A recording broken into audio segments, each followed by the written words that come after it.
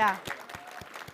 This is for you, for waking up at 8 in the morning, or even earlier. I was expecting a huge drop-off in this session, but I'm super surprised that so many of you are interested in lettering at 8 in the morning. So, my name is Martina Flor, and I'm a lettering artist. I'm a lettering designer. I run a tiny studio in Berlin. I live and work there. And I run this studio on lettering and custom typography. And I'm here to take you onto a trip into the world and the process of a lettering artist. And the entire idea of the session is that you leave this session with a better understanding of what typography is, and that you can use it for your creative work, whatever that is. If you do illustration, UX design, web design. So, welcome everyone. I always say that every new thing you learn every new experience becomes a card in your pocket, so that the next time you have to face something similar, you can pull that card out of your pocket to solve that problem. So I brought some typographic cards with me, and I'm gonna give this away as we learn new things in this session, so follow along. Woo! So, when designing lettering, what we basically do is to give language a shape. What I really like about it is that the text, the context, the content, and its shape are counterparts for the same message. So I can speak about love in a very sweet and sensitive way. Or I can say my favorite bad word in a very delicate way. I can tell you how a product feels on your skin. And I can speak very, very loud about a topic. By shaping these letters, I can tell you stories. I like to illustrate the power of storytelling through lettering with book covers, because by designing a book cover, we basically tell the reader what to expect from the 300 pages that are coming right after. So what I'm telling the reader here what to expect is very different from what I'm telling the reader what to expect here. The shape of those letters set the tone for the message.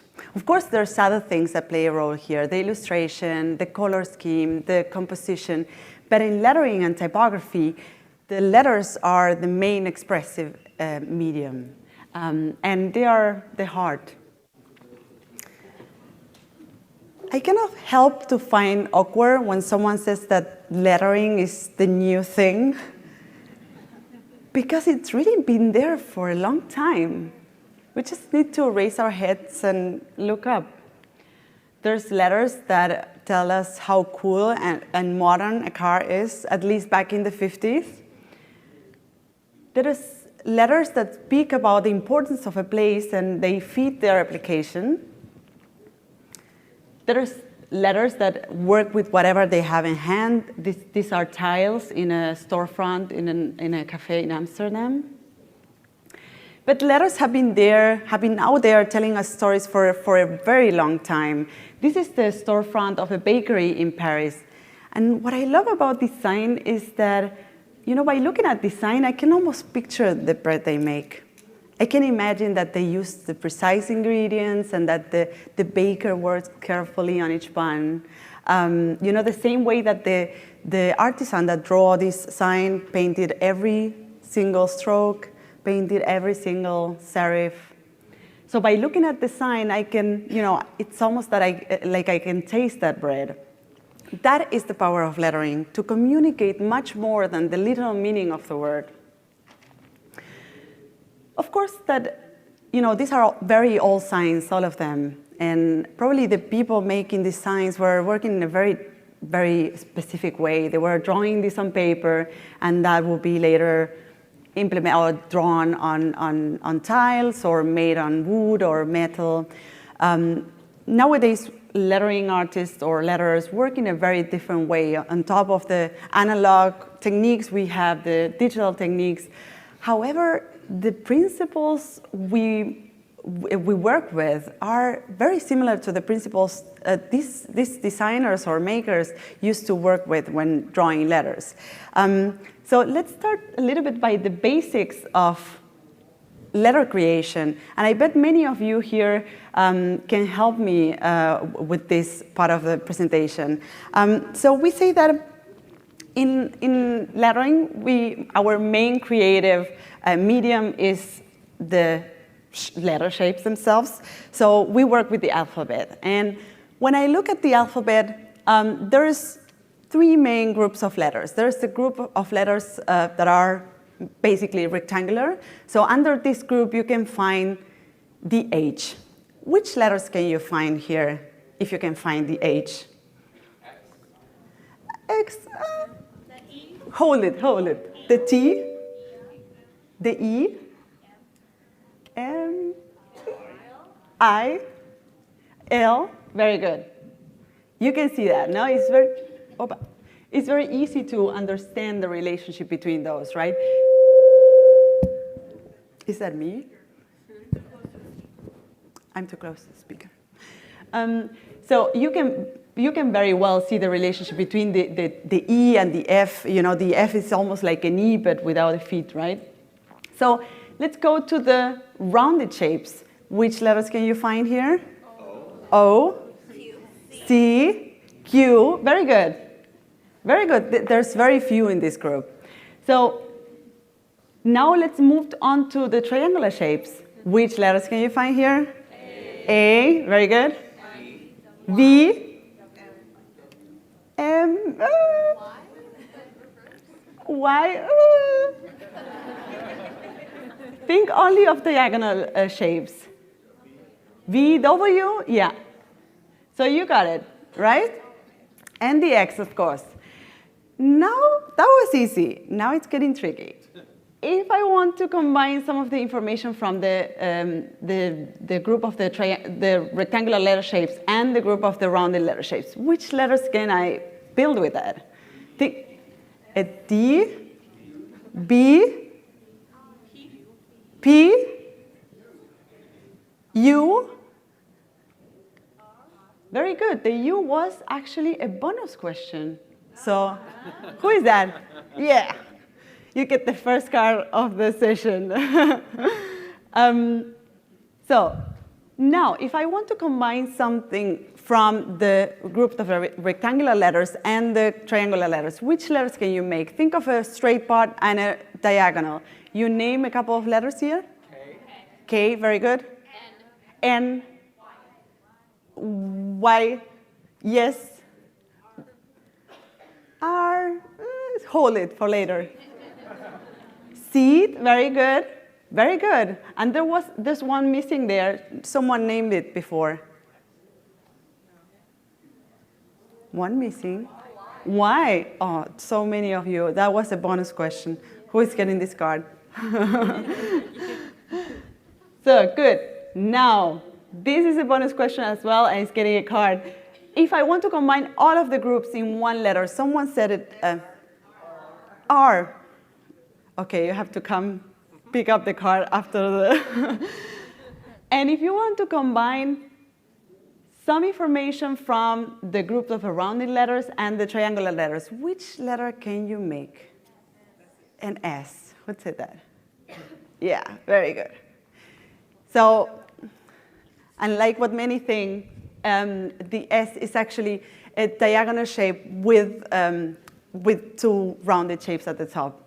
So understanding the alphabet as a system allows me to work on my drawing more effectively. So if my drawing has an E, that gives me a lot of information to create an I, a T, an L.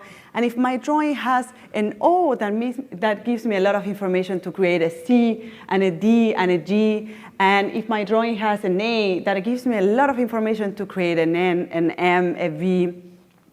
The same happens with the lowercase letters. Look at that P and that G. They're almost like mirrored shapes, aren't they? And it's not only about the letter shapes themselves, but also about the features of those letter shapes. Look at the stroke ending of the G and the N and the stroke endings of the S. They're related shapes. They're not exactly the same, but they're related shapes. So when designing letters, it's not only about the letter itself, the shape itself, but also about the space around them. So we call spacing to that space between the letters, like there, there, there, there. And as a principle, we say that the space within the letter should be similar to the space between the letters, right? So if that is water, I should be able to fit the same amount of water between the letters, right? So the more space within the letter, the more space between the letters, and the less space within the letter, the less space between the letters. Another concept or criteria we work with, or parameter we work with in letter design is the contrast. We say that the contrast is the difference between the thinnest and the thickest part of a letter. So if that difference is very big, we call that high contrast. If that is very slow, we call that low contrast. Very good. So what would that be? Low contrast. Low contrast, very good. What would that be best? High contrast. High contrast. And this is a bonus question. What would that be? High contrast. High contrast. Very good. So you got it. The last concept I want to speak about here is proportions. So when I speak about proportions for letter shapes, I like to compare it with the human body. So there's people that have the optimal proportions. There's letters that have shorter upper body and longer legs, letters that have longer upper body and shorter legs, and so on and so on and so on, right? So, you can find so many people as also letter shapes as well, right? So we spoke about mother shapes in the alphabet, spacing, contrast, proportions. These are all the things that the letter designers or lettering artists like me work with to create new letter forms, right? I learned all this stuff during my studies in type design. I was born in Argentina. I moved to the Netherlands to study type design. I'm actually a graphic designer, originally a graphic designer. And I moved to the Netherlands to study type design for a year. And that was a tipping point in my work. I found in letter design something that married and combined two things that I really like, which is drawing and designing. So after that, I moved to Berlin and I tried to, start my way into lettering. And it wasn't until I moved to Berlin that I understood the importance of typography in our daily life. When I moved to Germany, I didn't speak a word of German. And although I could get away with English at times, it wasn't always the case. Have you ever been in the situation of traveling and being a tourist somewhere, being at a bar, and not understanding anything of what's being said around? Yes. Probably, right? Well, I felt that so many times. And it wasn't only about the conversations, it was also about the food I was eating and the news. I could understand the signs on the streets. However, the shape of the letters will give me hints. They will let me see a little bit of the story that is hidden behind every piece of typography. So I could see where tradition was important, and I could understand when someone was trying to give me an indication, and even when I couldn't understand what it was said there, I just wouldn't go ahead. And I could see when something was made to be there for a long time. I call this one sausage lettering because of the shape, but it actually gave me a lot of information of what that store is, which is actually a store that sells sausages. So the shape of those letters helped me understand my surroundings and navigate the city, right? So Berlin was a great motivation for me to, to make my own way into typography and lettering. Of course, that when I moved to Berlin, I had all this, I moved there right after my studies in type design, and I knew how to draw letters, but one of the challenges of doing away in lettering is that you need to tell stories with that. So I felt I could technically draw letter shapes, but I didn't know anything about expressing something, telling much more than the literal meaning of those words. So that was one of the first challenges I faced when I started creating lettering. Another one of the challenges I faced is to understand how to work professionally with clients. I still remember the first assignment, the first big assignment that I had. Since then I've been working with a lot of different clients, a lot of different people, helping clients and brands, tell their stories through typography. But I still remember the very first assignment that I had. That was a cover for a magazine in the UK. And it was a pretty well-known magazine, so my design will have a lot of exposure. And I was really excited to get this first assignment. So I got the brief, I got all the text that I had to illustrate. I was so excited that I started working in my computer. I worked straight for 2 days. And by the moment, and I showed this to the art director. By the moment I sent this to the art director, I was 1 day away from the deadline. Thank God she liked it. Because I wouldn't have made it to the deadline if she would have not liked it. So after this first very important assignment for me, I thought, I need to come up with a new system. I need to come up with a new process that allows me to work on my designs without spending so much time before knowing what the client wants. So this is when I started working with sketches. And I like to show this project because it's one of the projects where sketching letter forms or creating sketches for my designs actually, saved my life in a way. So this was an assignment I created also many years ago for in a US magazine, an American magazine, 50 to 80. And they asked me to design the cover of their holidays catalog. So the whole assignment had a very quick turnaround. I had 3 days to deliver the final artwork. So I got the assignment, I got the text, everything I needed, and I created this sketch. I sent this sketch to the art director, and she came back to me and said, "We love it. This is the direction, but this is not the text. The text is those 3 words up there," which I hadn't illustrated at all. And being a lettering artist that mainly works with text, I think that the only thing that I have to get right is the text.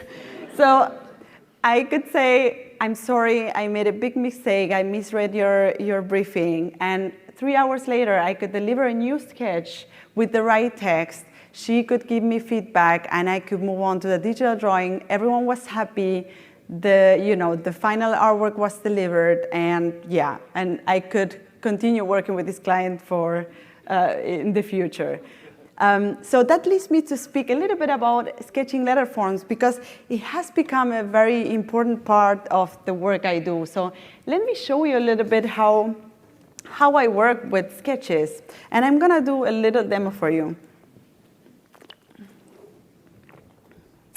I know you were expecting, I'm sorry to disappoint, I know you were expecting a more Instagrammable setup here, but this is actually my actual setup when I'm working.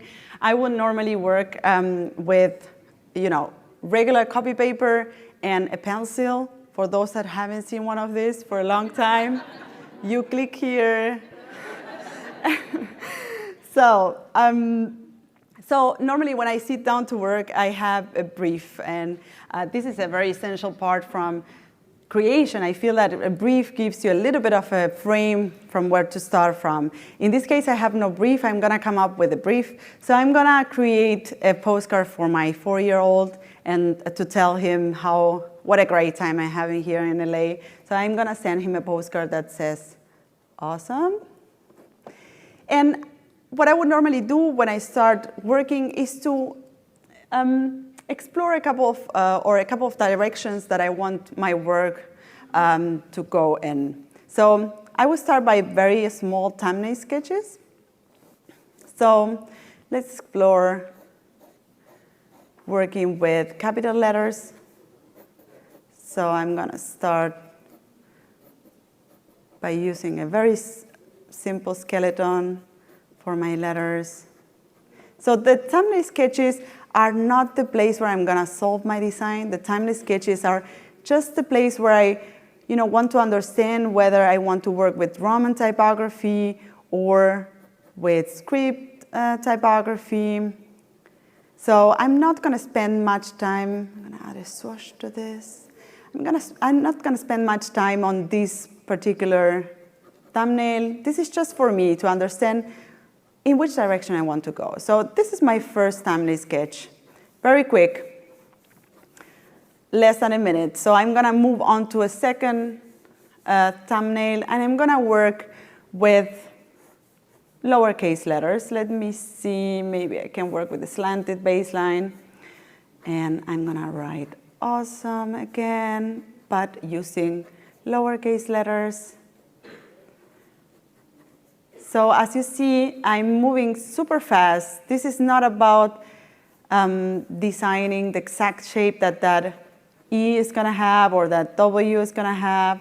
This is more about having a very rough idea of a composition, whether I'm going to work with decorative elements or not, whether I'm going to work with a slanted baseline. So I have my second sketch over there, thumbnail sketch.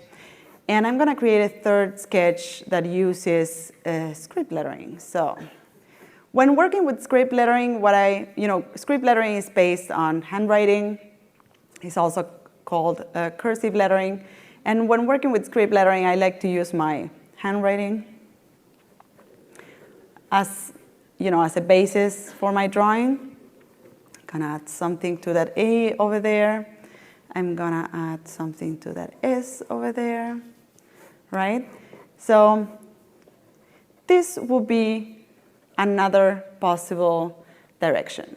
So I have my 3 thumbnail sketches, and I can decide then whether I think I want to go in this direction or that direction or that direction. So I'm going to continue in this direction, right? I'm going to move on to a bigger paper, right? I'm going to leave this right behind.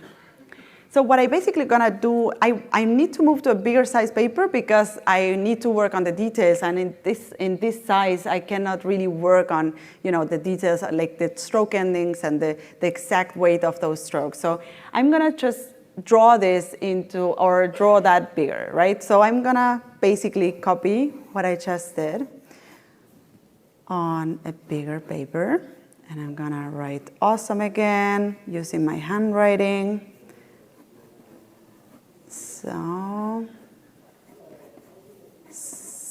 And I'm gonna, this is the part where you're supposed to do all the talking because I'm busy.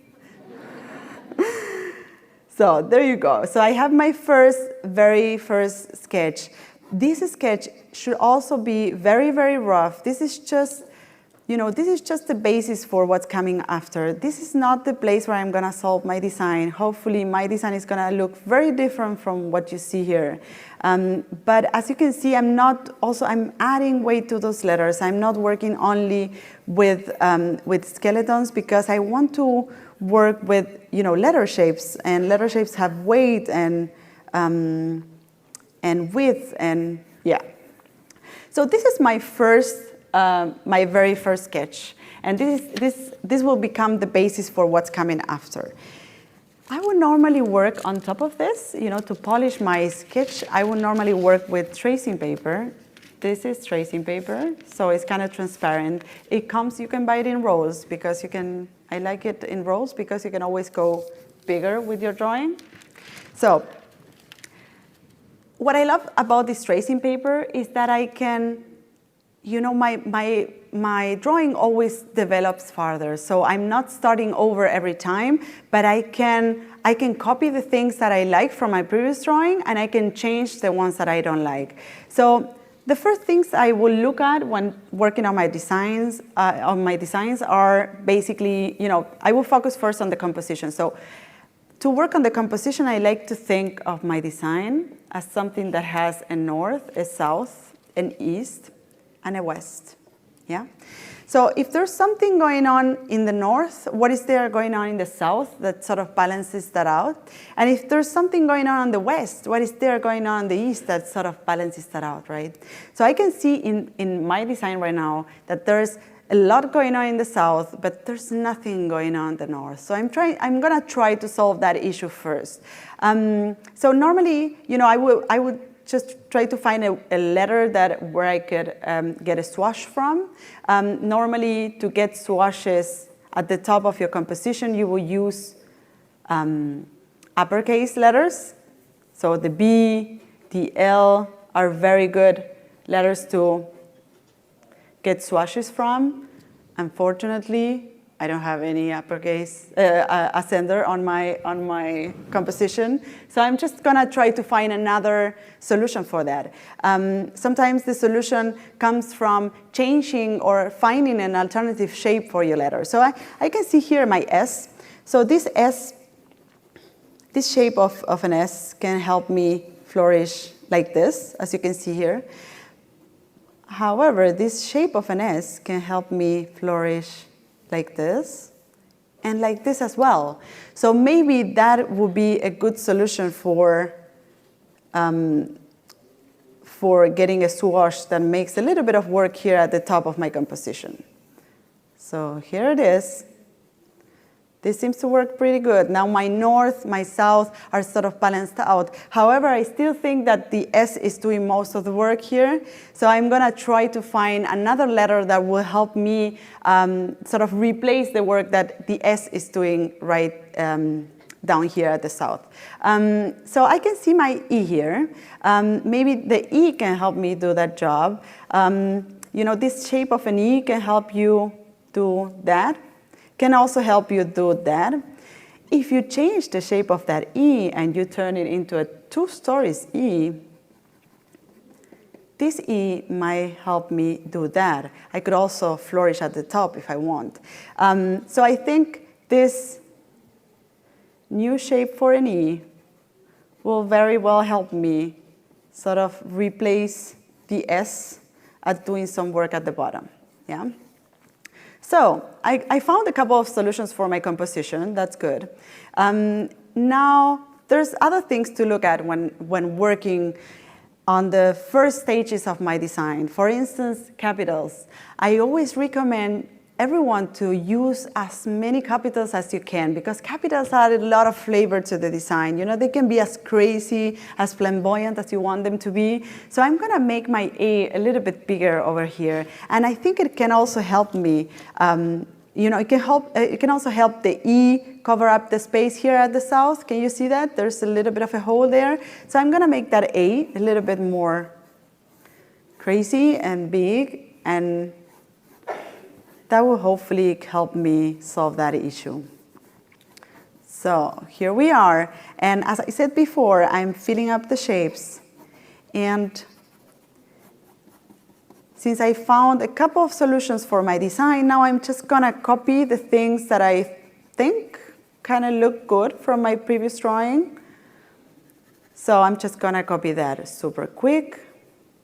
As you can see, I'm not thinking much. I can speak and draw at the same time. So I'm not thinking much. I'm just copying what there's behind. And that's all. So I have my very first, my second layer. I have solved a couple of issues. The composition is looking quite good already. My north, south, east, west is looking kind of good. This A added a lot of flavor to the whole thing. And what I love about this technique is that you don't waste any time. Like, you move very fast onto every layer, and you can also try out very extreme solutions for your design. So I can also say, For instance, I want to see how my design reacts with a lot of weight. I want to see how these letter shapes look like if I add a lot of weight to them. So I just need to use another layer of tracing paper and add a lot of weight to my design. I don't need to think much. I just need to, copy what there's behind. I'm turning the thick parts of my drawing into even thicker parts. And I just copy that into my next layer. So everything that was a little bit thick before is turning into a very thick stroke. And I don't need to think much again. So let's make that W a lot thicker, a lot thicker. And what's great about the tracing paper is that I can shift it up, I can move it, I can solve some spacing issues if there is any. So I can draw that S very quick. If the letters are getting fat, then the swashes are getting very fat as well. So I'm going to add a lot of weight to that swash. So again, I'm moving very fast with my drawing. I'm also feeling those shapes so that I don't work with skeletons and outlines, but I work with real letter shapes. And I can see also whether that M is looking too heavy next to that E. So I'm going to draw that E over there. And I'm going to also make that swash a lot bigger. I'm going to simplify that swash. So here we are. So in a couple of minutes, I have created a version of my drawing that is extra bold. And I can, let me just polish this a little bit. As you can see, it's still looking very, very rough. I can see that there's like a hole here, so I'm gonna add a swash to that A to cover up that space. Of course, when you add more weight, whatever you do with your drawing, it will cause new problems that you will have to solve. And that's how the things move forward, basically. I'm gonna add something here. And now I can see that the composition is sort of starting to work. I have a north, south, east, west that is sort of balanced. And afterwards I can start deciding on details, whether this stroke ending looks like that, or whether that looks like this, or whether that looks like that. But this comes afterwards, right? The very first drawings should be very rough, very quick, and the last drawings should, you should work on them slower and should be more polished. So what is interesting about this is that I have two different directions for the same design. I can say like, well, do I think this looks awesome, or do I think this looks more awesome? So which one would you like me to continue working on? This one? I thought so. Let me move on to the presentation again. So as I said, I will move on to, through layers of tracing paper, I will move on to polishing these shapes, deciding whether the terminals are going to be sharp or chubby, or how they are going to look like. And this is how the drawing moves forward until I get to a design that I think, okay, I solved most of my issues, most of the composition. The composition is working, the weight of the strokes is working, and this is what I will send to a client. When I send this to a client, this is the space where the client can tell me, I like this direction, I think it's working, let's move forward. Because you have seen that most of the things that I do are digital lettering. So the final artwork will be a digital piece of lettering.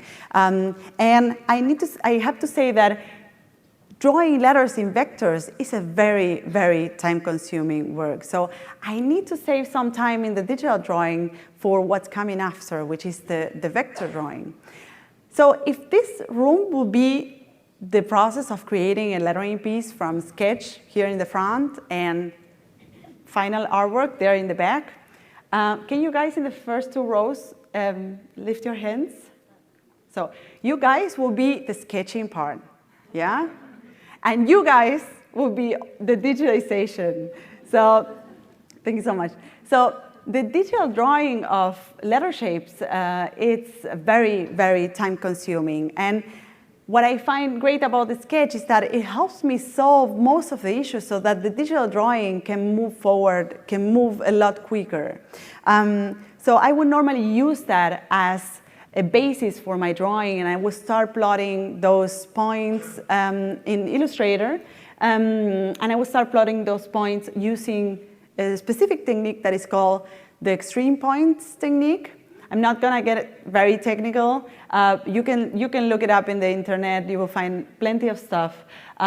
So this extreme points technique allows me to use as few points as I need to draw this shape, so that if I need to edit the shape of that E, I just need to shift those 3 points that build that E, and not like a thousand of them.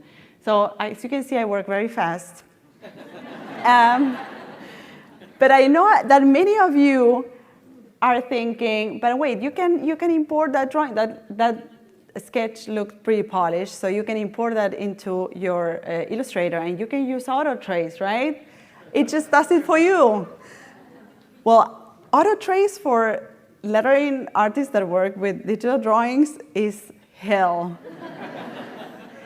Because that turns, Auto Trace turns your drawing into millions of points that you are never able to edit. So whereas the extreme points technique allows you to control the shapes of your letters, allows you to decide whether you want that E to be a little bit more rounded or that swoosh to be a little bit more fast and tight.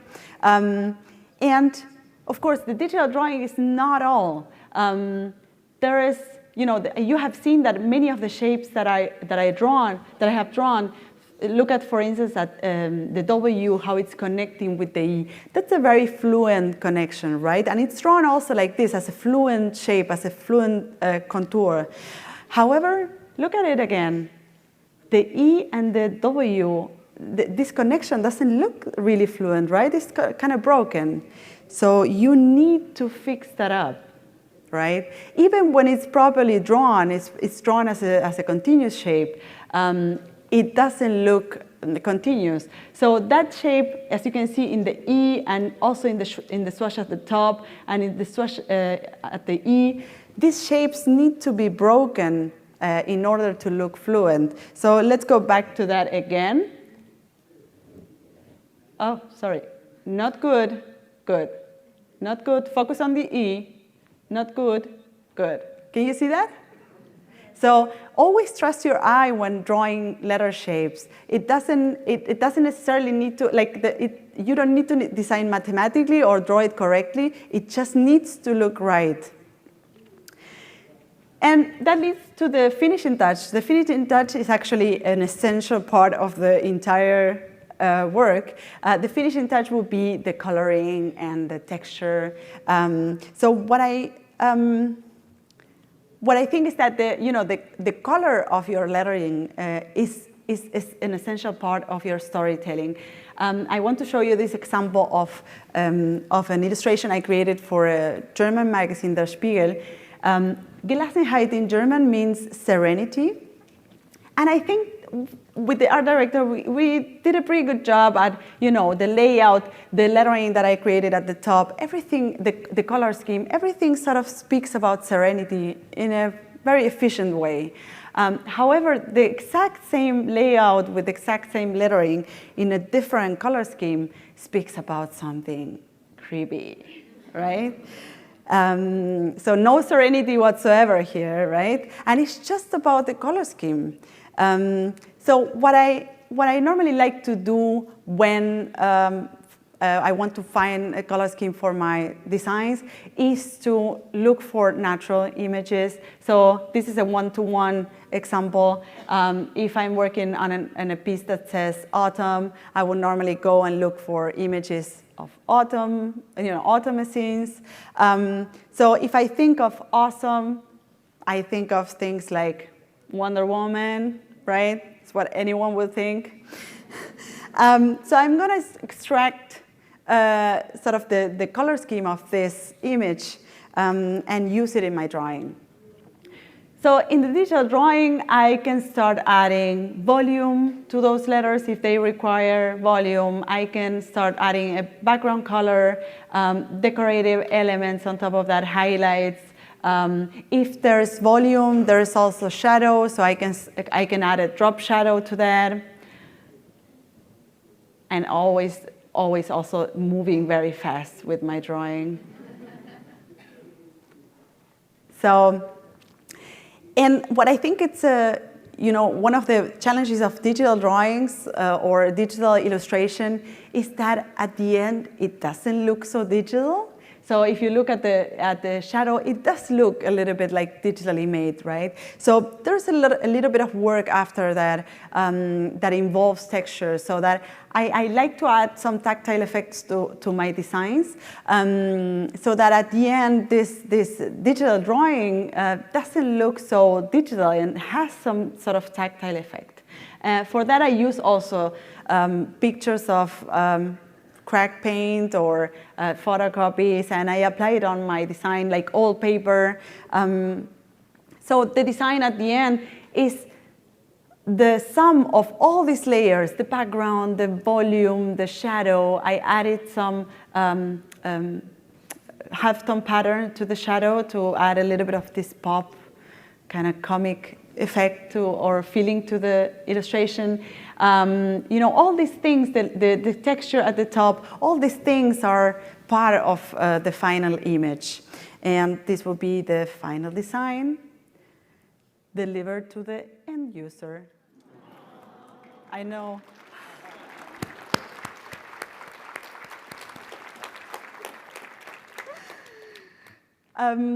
So yeah, that was the entire process of creating a lettering piece in just 20 minutes. It's interesting because it took me many years to understand what my working process was. And I recently, like a couple of years ago, I wrote a book. And this was an essential part of actually understanding how I was working. Since I had to tell the story to others, like I'm telling you today, I needed to also organize my process in steps. So I start here, I move forward here, and this is where I'm gonna get with my work, right? I remember that in the beginning, I used to think that as a creative, my work needed to be always crazy, and my process needed to be surprising every time. And that was also very, very time-consuming, because I felt that I had to invent the wheel every time I had to do a new assignment. So understanding your process, knowing where you're going to start, and knowing where you're getting to with your work is a very freeing thing, because the magic happens in between, and you don't have to worry about how to approach a certain assignment. And if any of you is interested after this session, hopefully, is interested in moving forward and explore, drawing typography, or many of you here, I bet they're interested in doing lettering more. I always recommend to try to create things, try to incorporate this into your daily life, and try to solve client assignments with using lettering, because I know that many of us have learned or have heard from since we're kids or in art school, we have heard this many times, right? Like, if you want to get better at something, you need to practice, and then you will get better. Just practice every day. But that is very hard to do, I have to say. It's very hard to find the space and the time, and have the consistency to do it every day. So my advice is always to, instead of getting better through practice, to get better at making. When I speak about making, I mean that you are doing something that has a meaning to you and has an impact in the world. So it doesn't change anyone's life if you create a sketch that says, "Bonjour, mon amour," "Good morning, my love," but it does if you turn that into an object, a postcard, for instance, and you send it to the person you love, right? This is this is the idea behind one of my side projects I did a couple of years ago that is called letter collections. I put myself the goal of creating 100 postcards and send it to people I knew, people I admired, family, friends, and celebrities. So I was creating each one of the postcards. I was printing that in my studio and sending them by snail mail. So the person will get the real thing, the postcard, right? Which is something that doesn't happen very often nowadays. So this is how I send postcards to Tim Burton, a creative mind that the director, who is a creative mind that I admire a lot. I send postcards to Ringo Starr from the Beatles because I feel that the world has been so unfair with Ringo, or not. And I even sent the postcard to the football player Lionel Messi because I think I admire people who are so good at what they do. But I didn't only send postcards to celebrities and famous people. I also sent postcards to friends and family and colleagues, and even to my own baby before he came to the world. I know, the 4-year-old now. But I know you might be wondering whether Lionel Messi or Ringo got the postcard right. Me too. I was secretly expecting an email from Ringo saying, Martina, I got your postcard. It was awesome. Or go on Twitter and see Lionel Messi with a selfie with my postcard. Well, that didn't happen yet. But something really cool happened, and that was that most of the people I sent the postcard to, they were getting back to me saying like, hey, I got your postcard, this made my day, it's so great to get a postcard nowadays, it's been years. And this, that I think that's the magic of doing something, that it has a real impact in the world, even when it's like the phone call of a friend. And that little feedback kept me going for the next one. So what I think that was really essential from this project is that I had a brief.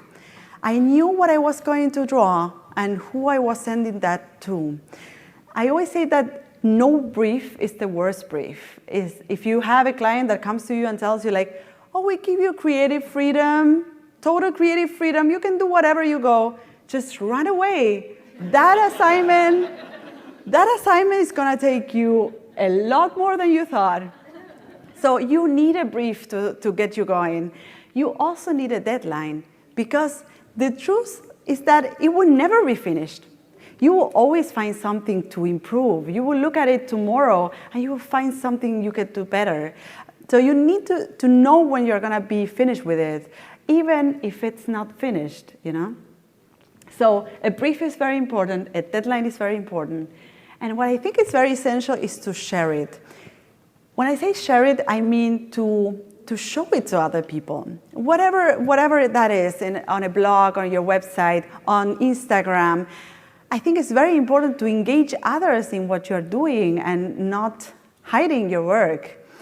And I believe a lot in sharing stuff. So nowadays in my studio, we have a little bit of a tradition that is sending, coming up with a brief that is sending a card to clients and colleagues and friends.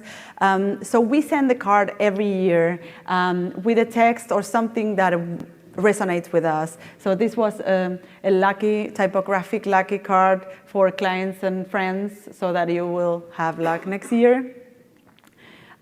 This was a laser cut card that we sprayed onto every one of the envelopes we send the cards to. So we were actually making it happen 100 times.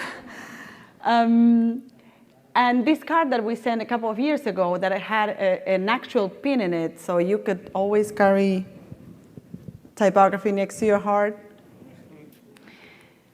And this card we sent last year, that when you touch it, it was like, whoa, because it was laser engraved and stuff. And I know that many of you struggle with this. I teach very often, and I know that most of the people that comes to my workshops spend about half an hour and an hour just deciding what they're going to draw, which word are they going to draw, which couple of words. And I know that many of you struggle with this, with defining a briefing for your work and for your making. So I'm going to introduce you to a new project of mine, which is the Lettering Maker. And it's based on this idea of, stop practicing, start making. And what the Lettering Maker basically is a brief generator. So it's an online tool, it's free for everyone to use. And you can go online. You have different modes, so you can choose between beginner, advanced, and pro. And when you press, for instance, beginner, you will get a couple of parameters to start from. So basically, the beginner mode tells you you have to draw your letters. You have to draw italic letters. They have to look very wide. They have to be heavy. It gives you the weight, the contrast, and it also provides you with a text, right? So you will start by drawing a word. If you move on to the advanced level, besides all these parameters, you will have other parameters on top. So you will have to have, design for an application, a book cover, a poster, a card, and it gives you an attribute. So your lettering piece should look sweet or sad or sunny. As you move on to the pro version or the pro mode, you will have an audience, so kids, women, you name it. You will have a twist for your attribute, so it will have to be sweet but sorrow, right?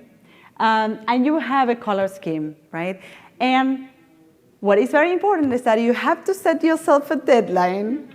So you choose your own deadline, and you can print the briefing to get you started with your drawing.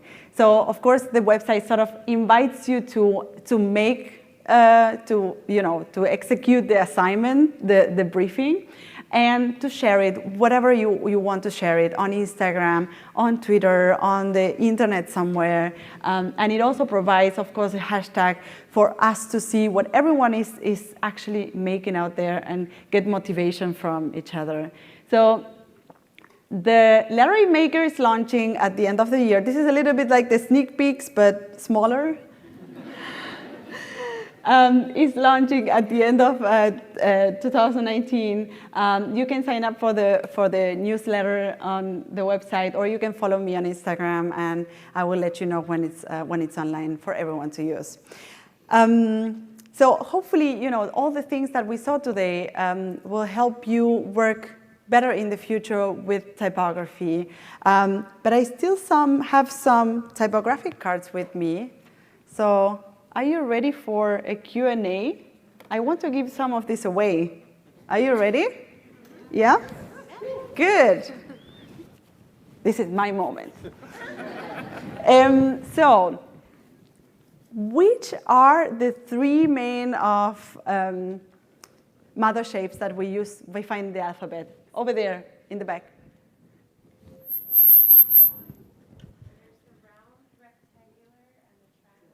Very good, very good. Can you pass it forward? So, which letter can you create by combining all of the groups of, yeah? No. All of the groups? R, very good.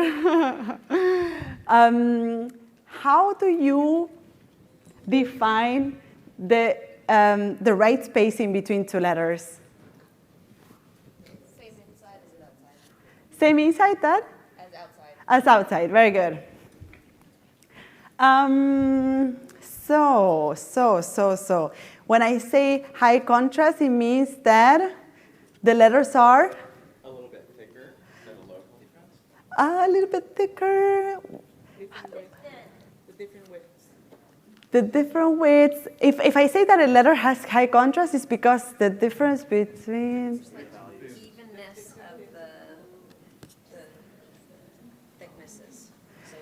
Contrast, thick, thin, and then low contrast, thin, thick. Low contrast? The values, the negative space is thinner than positive space. So here, the difference between the thick part and the thin part should be very different, exactly. That was tough. You fell asleep at that part, and then. So when drawing letters in vectors, you need to use a specific technique that is called extreme points. Very good. And the ultimate tool to draw better lettering is called the lettering maker, yes.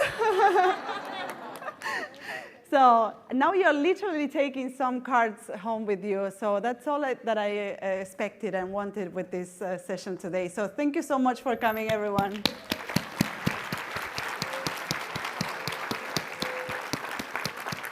Thank you.